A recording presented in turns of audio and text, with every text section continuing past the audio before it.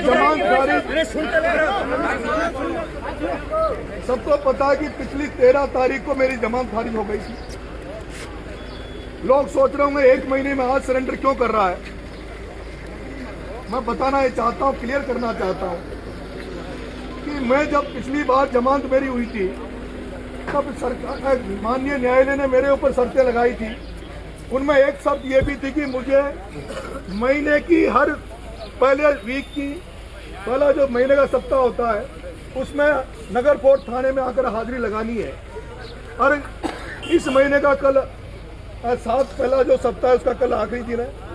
और जिस माननीय न्यायालय में मेरी जो जमानत खारिज हुई है उसकी तारीख परसों है, परसों उसकी तारीख है। अगर आज हम सरेंडर नहीं करते, आज यहाँ नहीं मैं थाने पे आता तो एक मुसीबत और हमारे लगाते। और इनका मेन मकसद था कि मैं सरेंडर नहीं करूं, मैं भागता रहूं। और उसके बाद आपको ये भी पता है मेरे पीछे गांव जाके मेरी पूरी संपत्ति के बारे में इन्होंने जांच पड़ताल करी। ये चाहते हैं कि अभी इस पर गिरफ्तारी वारंट निकाला। आज अगर मैं यहाँ सरेंडर करने नहीं आता तो मेरे स्टैंडिंग वारंट निकालते, मुझे भगोड़ा घोषित करते। और सरकार की मंशा थी कि भगोड़ा घोषित करके और इसकी संपत्ति पे, इसके मकानों पे बुलडोजर चला दो। सरकार ने हमारे साथ धोखा किया। मैं जब जेल में था इस बात की, भाई कई बार लोग बात करते हैं कि उस समय जब जेल में थे तो समझौता इस तरह से नहीं करना चाहिए था।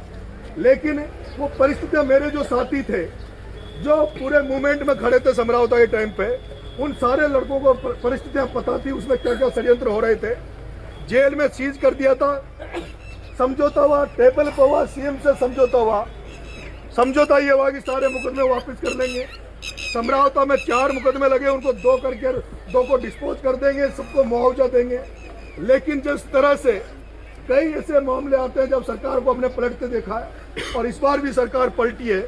लेकिन मित्रों, सरकार केवल यहाँ तक नहीं चाहती। सरकार जो मुझे लगता है, और मुझे लगता है मेरे पीछे कोई अगर कोई हाथ धो के पीछे पड़ा है, मेरी राजनीतिक हत्या करने के लिए कोई पड़े हुए हैं, तो ये जो मैं नंगे पैर घूम रहा हूँ ये उसका सबसे बड़ा कारण है। ये जो मैं नंगे पैर सड़कों पे घूम रहा हूँ वो उसका सबसे बड़ा कारण है। कारण ये है कि आज एक एक व्यक्ति को यह पता कि नरेश मीणा नंगे पैर क्यों घूम रहा है। नरेश मीणा नंगे पैर इसलिए घूम रहा है क्योंकि जो हमारे जो 4 जिले कोटा, बारां, बूंदी, झालावाड़, हमारे जो 4 जिले कोटा, बारां, बूंदी, झालावाड़, वहाँ की जनता आज भी आजाद नहीं है।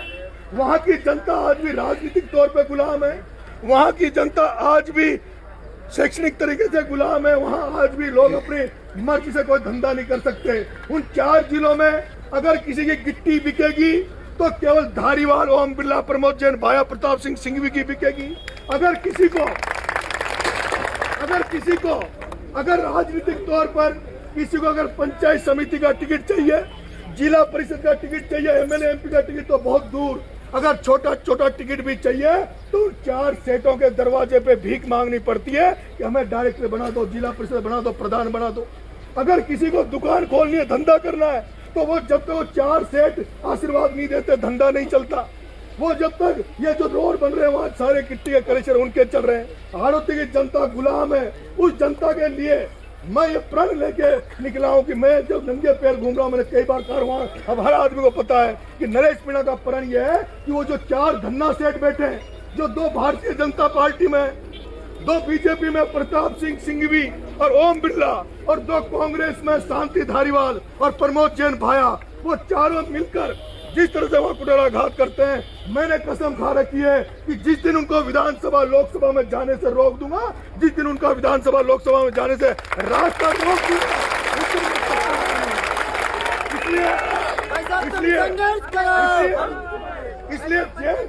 इसलिए वो उन्होंने भी एक प्रण, मैंने जो किया है, उन्होंने भी एक प्रण ले रखा है कि नरेश मीणा हमें तो रोक पाएगा नहीं रोक पाएगा। लेकिन मुझे जो साजिश लग रही है, जो षड्यंत्र लग रहा है, वो षड्यंत्र वही षड्यंत्र मेरे साथ चल रहा है जो कंवरलाल मीणा के साथ अंता में हुआ। आज कंवरलाल मीणा की कहीं राजनीति में चर्चा नहीं होती, कंवरलाल मीणा की राजनीति में चर्चा नहीं होती।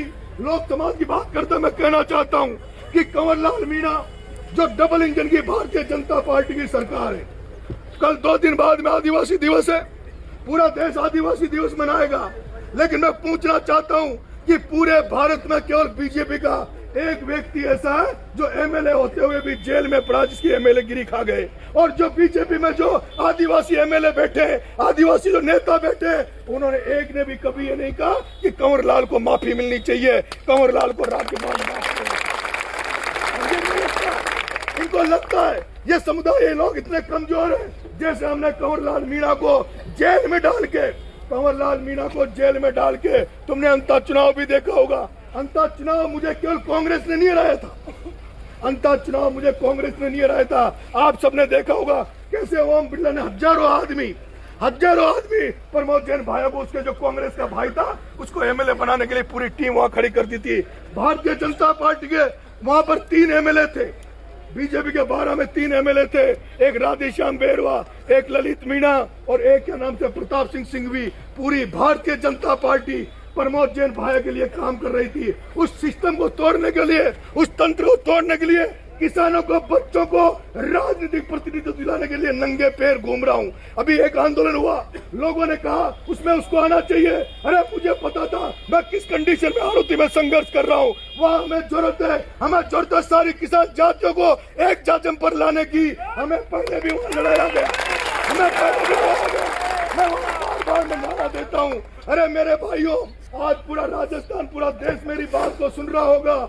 जिस हाड़ौती में सबसे ज्यादा धाकड़ समाज रहता है, जिस हाड़ौती में सबसे ज्यादा धाकड़ समाज रहता है, जिस हाड़ौती में मीणा समाज रहता है, जिस हाड़ौती में गुर्जर समाज रहता है, जिस हाड़ौती में माली समाज रहता है, बंजारा समाज रहता है, लोधा समाज रहता है, लेकिन कोई भी इनके पास प्रतिनिधित्व नहीं है। प्रतिनिधित्व 4 सेठों का है, और उन सेठों का प्रतिनिधित्व को तोड़ने के लिए, उसको, उस सिस्टम को तोड़ने के लिए मैंने देख लिया, वो सिस्टम जब तक नहीं टूटेगा, जब तक वहाँ गुर्जर मीणा एक नहीं होंगे, वो सिस्टम तब तक नहीं टूटेगा।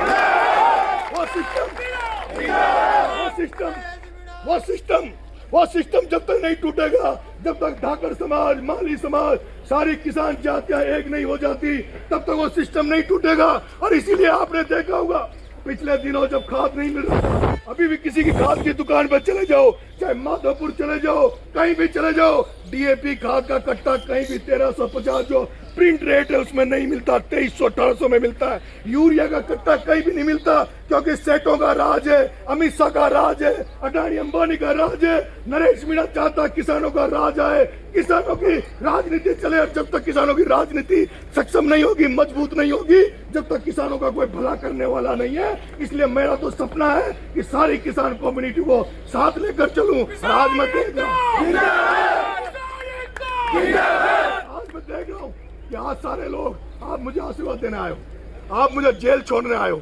धारा 144 लगा दी, उसकी भी आपने चिंता नहीं की। मैंने कोई आह्वान नहीं किया था, मैंने प्रशासन को अलर्ट किया, लेकिन आपको पता लगा कि हमारा भाई जेल जा रहा है।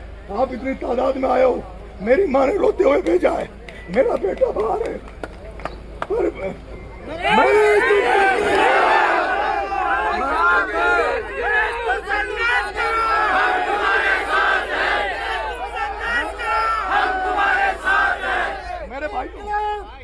मेरे भाइयों मैं कमजोर नहीं हूँ, मैं कमजोर नहीं हूँ। मैं 8 महीने जेल रहा, तब भी मैंने एक दिन भी ये नहीं कहा था मुझे छुड़ाना। मैं अब आपसे एक अपील करूंगा, कृपा करके इस बार हमें जो भी मदद लेनी न्यायालय से लेनी है। मैं चाहता हूँ कोई धरना प्रदर्शन ना हो, कोई ज्ञापन ना हो, कोई धरना प्रदर्शन नहीं हो। एक मैं आपसे हाथ जोड़ के निवेदन करना चाहता हूँ, कृपा करके जेल में भी कम से कम मेरे मिलने आए, क्योंकि जेल में भी नियम कानून कायदे हैं। आप रोज वहाँ आएंगे, मिला नहीं पाएंगे, आप बिना मिले आओगे। मैं ये भी नहीं चाहता कि आप लोग वहाँ मेरे से मिलने हो। आज जो आप विदाई देने आए हो, मेरे को जेल भेजने आए हो, आपके बेटे का आपने विश्वास बढ़ा दिया। मेरे पास 2 रास्ते थे, मेरे पास 2 रास्ते थे। एक रास्ता बहुत आसान था, एक रास्ता तुम्हारे बेटे का बहुत आसान था। भजन लाल से मीटिंग हुई, भजन लाल ने सबसे पहले मेरे बाप से कहा था तेरे बेटे को उनका टिकट दे देते हैं, बीजेपी से लड़ा देते हैं। मैंने कहा मैं हार्दिक पटेल नहीं हूँ, मैं वो लोग नहीं हूँ जो जेलों में डर के हमारे पहुंच गए, जो लोग हमारे जेलों में पहुंच गए। आज भी नरेश मीणा अगर बीजेपी ज्वाइन कर लेता, आज भी नरेश मीणा बीजेपी ज्वाइन कर लेता, तो शायद हो सकता मेरे सारे मुकदमे खत्म हो जाते। हो सकता बीजेपी ज्वाइन करता तो सरकार मेरे खिलाफ एप्लीकेशन कोर्ट में नहीं लगाती। लेकिन तुम्हारे भाई ने कांटों भरा रास्ता अपनाया है, तुम्हारे भाई ने कांटों भरा रास्ता अपनाया है। पिछले सालों आपने देखा होगा 3 चुनाव 3 दिवाली चुनाव में निकल गई और दो मेरा जन्मदिन आने वाला 16 अगस्त को, और जन्मदिन के दिन आपका भाई पिछली बार झालावाड़ में रहा, हो सकता है टोंक में रहा, लेकिन मैं एक अपील और करके जा रहा हूँ। एक आदिवासी दिवस है 9 तारीख को आदिवासी दिवस है। मेरी रिहाई की बात मत करना, उसमें हम मेरी रिहाई की बात मत करना, लेकिन आदिवासी दिवस के दिन वो जो मेरा भाई, वो जो कंवरलाल मीणा जो झालावाड़ की जेल में पड़ा है, जिसके विधायकी खा गए, अगर तुम में दम है आदिवासियों तो ये जरूर दिखा देना। 9 अगस्त को एक ही मांग करना कि राज्यपाल कंवरलाल मीणा की माफी दे और कंवरलाल मीणा को सलाखों से बाहर लाए।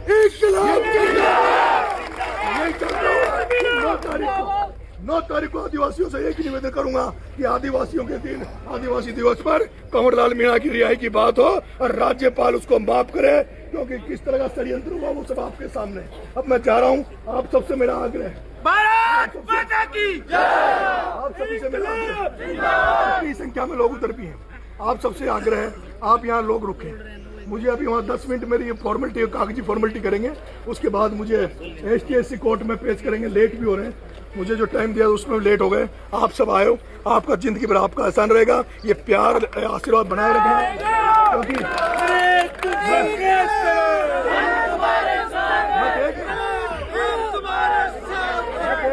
चाहने वाला एक आदमी है, इसलिए कृपा करके आप सब लोगों को बहुत बहुत धन्यवाद। राम राम।